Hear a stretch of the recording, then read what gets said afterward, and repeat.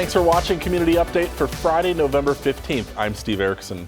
Cardinal fever is at an all-time high with the football team playing in the state semifinal game this afternoon at US Bank Stadium, something that hasn't happened since 1983. Van Olsen watching the clock, snaps it at 1, takes a knee. What a great win. What a really good team win. The Cardinals secured their spot in the semifinals with a big win over Spring Lake Park last Saturday. The final score, 14-2. What a really good. Students at Coon Rapids High School got out of class early today, and hundreds boarded buses to downtown Minneapolis for the big game. The students were decked out in their school colors, as were many others in Coon Rapids, after Mayor Jerry Cook proclaimed Friday Coon Rapids Cardinal Nation Day in the city. The all-important game just getting underway as we record this week's Community Update. The Cardinals facing the Chaska Hawks at 2 p.m. at US Bank Stadium. That game is being aired live right here on CTN, on cable, and also on our social media channels. You can also catch the playbacks all weekend long. In other news, the heat is back on late this week at the ACBC food shelf in Anoka. A recent maintenance inspection discovered a problem with 2 of the 5 heating units, which left the store and sorting room in the cold the last few weeks. Repairs were made to the units on Thursday to the tune of $3,500. The ACBC food shelf put out a call for donations this week. We reached out to the community on Facebook as well in hopes that they can rally around us and help us feed our neighbors and keep the place nice and warm and comfortable while not only the recipients are here getting their food, but while our volunteers are here working as well. If you'd like to help out, donations can be made in person at the food shelf. For more information, call 763-422-0046. Next weekend, the ACBC food shelf will distribute around 600 Thanksgiving meals to local families in need. A Coon Rapids company was recently recognized for helping with local fire prevention efforts. Lexington Manufacturing donated the door and window props used for the education program at local elementary schools during Fire Prevention Week. The donation was officially accepted at last week's City Council meeting. Alina also recently donated an old ambulance to the Anoka County Fire Investigation Team, which Coon Rapids is a part of. It replaces an old trailer that has been in use since 2004.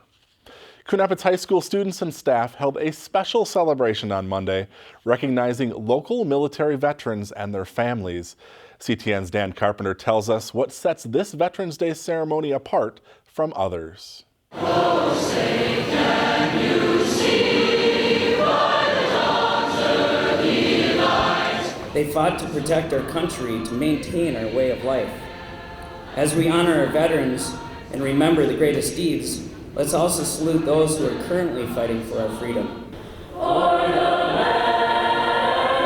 the free and the home of the brave. Thousands of Coon Rapids High School students recognized the sacrifices made by these military veterans. First, we had William Storick. They also recognized the sacrifice made by families of those who have served. And we're proud to begin a new tradition here today.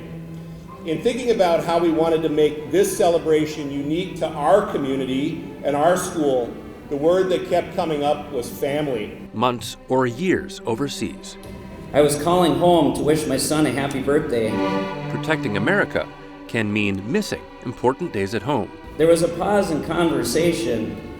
Then he said something that struck me right in the heart in both a sad and proud way.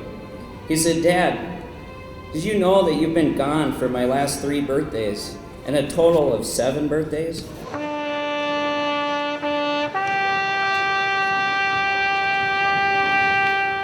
A day honoring our nation's bravest men and women in uniform and the families that support them.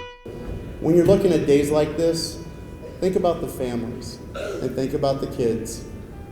And maybe go up to them, give them a hug, and let them know you're thinking about them. Dan Carpenter for CTN Update. Veterans Day began as Armistice Day on November 11, 1919. It became a national holiday in 1938. Coon Rapids High School plans to make its Veterans Day celebration an annual tradition. A big turnout Thursday for the annual bazaar put on by the Coon Rapids Super Senior Club. There was plenty to choose from, including items in the flea market and Christmas market. Many items were donated by crafters, quilters, and wood carvers. I got this. I've been looking for one of these, just a little grinder. They don't make them anymore. But I knew some of this stuff would be there. I was here last year and it's quite a collection of stuff that my mom and dad had, and I just saw some things that I wanted. A group of 50 volunteers spent 3 days, including setup and teardown, to make the event happen. All of the proceeds will go to local charities, including the food shelf. Also, 2 $1,000 scholarships will be awarded to graduating seniors at Coon Rapids High School. It won't be long now before anglers are hitting the lakes across Minnesota for some ice fishing.